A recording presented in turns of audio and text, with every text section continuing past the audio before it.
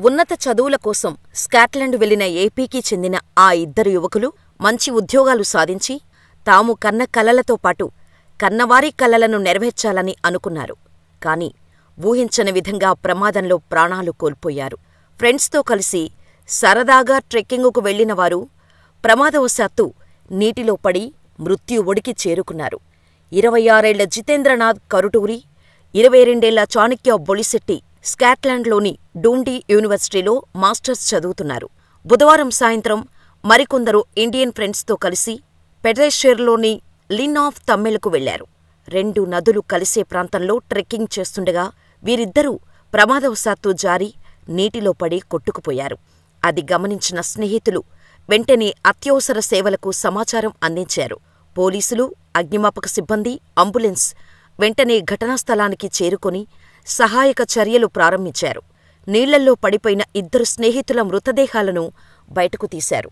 ఈ విషాద సంఘటన గురించి ఇరువురి కుటుంబ సభ్యులకు సమాచారం అందించారు. దీంతో జితేంద్రనాథ్, బొలిశెట్టి కుటుంబ సభ్యులు కన్నీరు మున్నీరయ్యారు. ప్రస్తుతం బొలిశెట్టి, జితేంద్రనాథ్ మృతదేహాలను భారత్కు తరలించేందుకు ఏర్పాట్లు చేస్తున్నారు.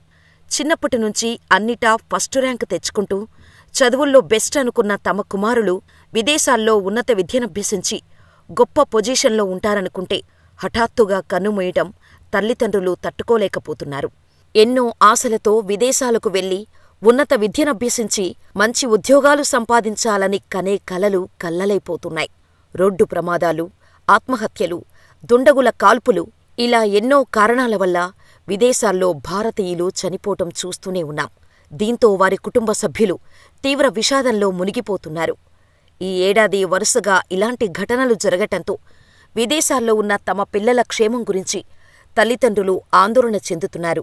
ఉన్నత చదువుల కోసం వెళ్లిన తమ బిడ్డలు వారి డ్రీమ్స్ ఫుల్ఫిల్ చేసుకొని వస్తారని అనుకుంటే ఇలా ప్రమాదాల బారిన పడి మృతదేహాలు ఇంటికి తిరిగి వస్తుంటే తల్లిదండ్రుల బాధలు వర్ణనాతీతంగా ఉంది.